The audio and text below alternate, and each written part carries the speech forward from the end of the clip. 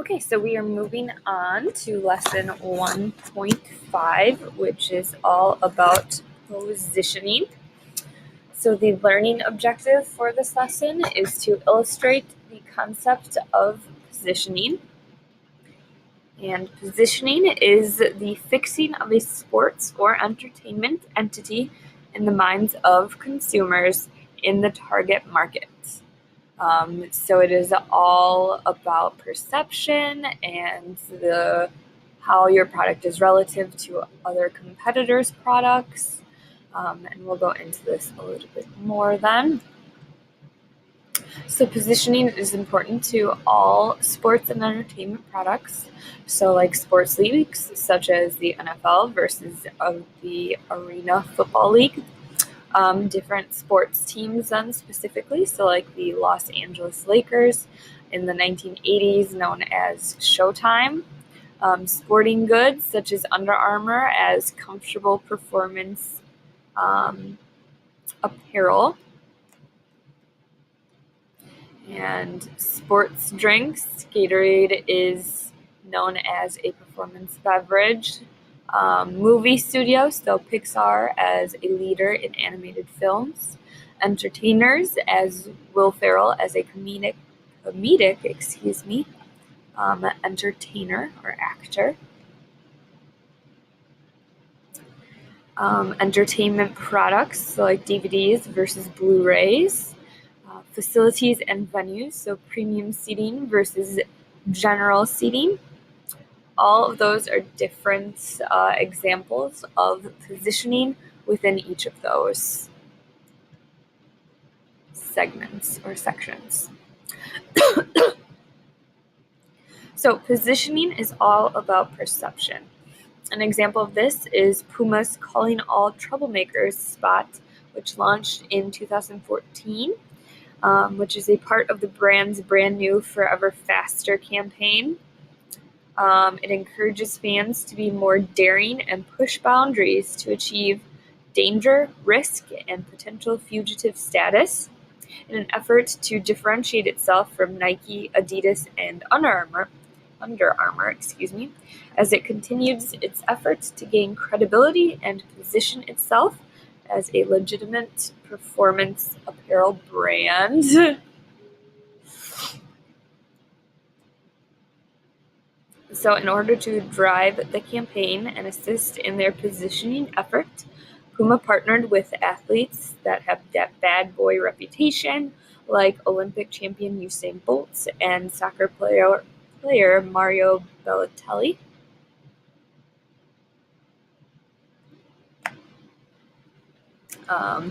Whereas a different positioning strategy is with Wheaties cereal. It has positioned itself as a brand affiliated with athletic performance, and its slogan is the Breakfast of Champions, which has remained the slogan of the brand since its introduction in 1924. But with sales declining, General Mills, which is the parent company of the Wheaties brand, eventually introduced a new spin-off product which was aimed to take advantage of consumer perceptions of the Wheaties brand. General Mills developed 3 formulations of cereal, which was dubbed Wheaties Fuel, with the help of a sports nutritionist and 5 world-class athletes. And those athletes are Peyton Manning, Kevin Garnett, Brian Clay, and Albert Pujols, and triathlete Hunter Kemper. So positioning also refers to the place the product occupies in the consumer's minds relative to competing products. Oops, I'm sorry about that.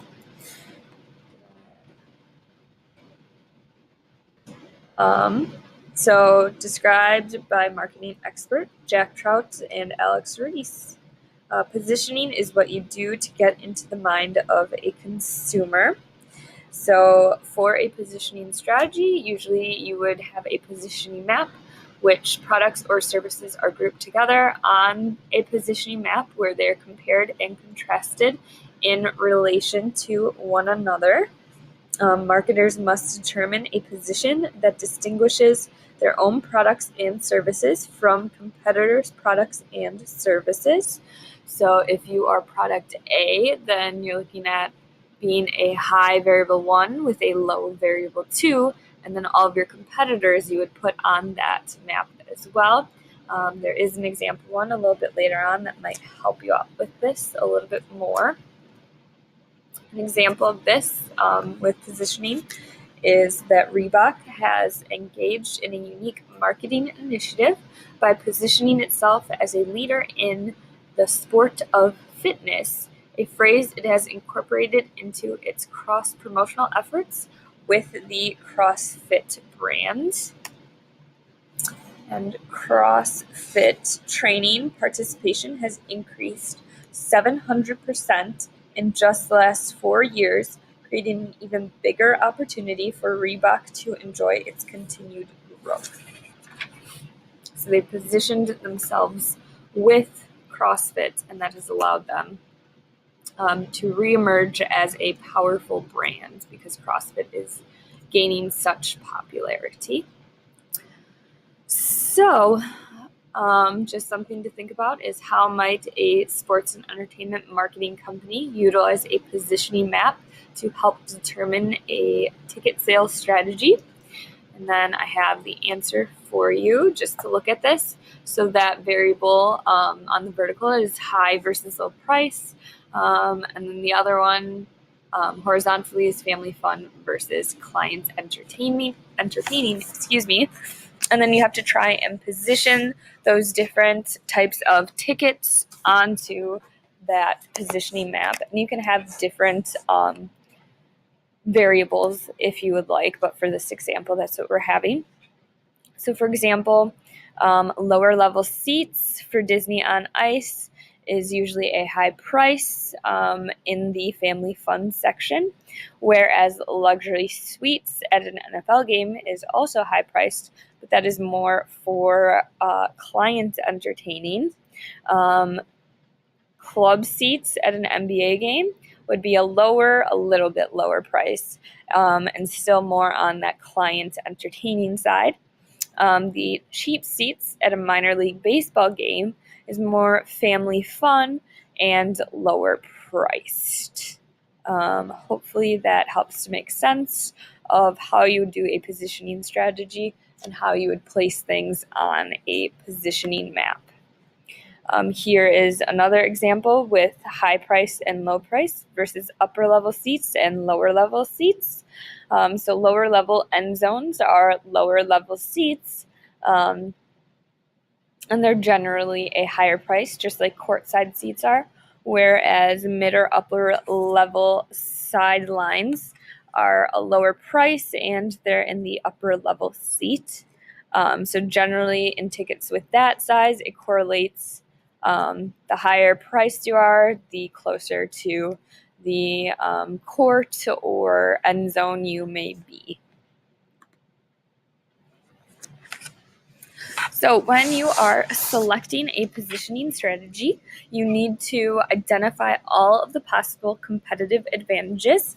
So you would first want to look at products, services, channels, people, or image, and all of those can be sources of differentiation from your competitors. And then second, you'd also want to position products relative to the competitor's weakness. So here is an example of that. The examples after this, sorry. So then you also want to choose the right competitive advantage. So looking at how many differences you should promote, as well as the unique selling proposition. So for example, 5-Hour Energy. 5-Hour Energy drink focuses on its small packaging size and claims to provide a long-lasting energy boost without the usual jitters associated with energy drinks. These purported features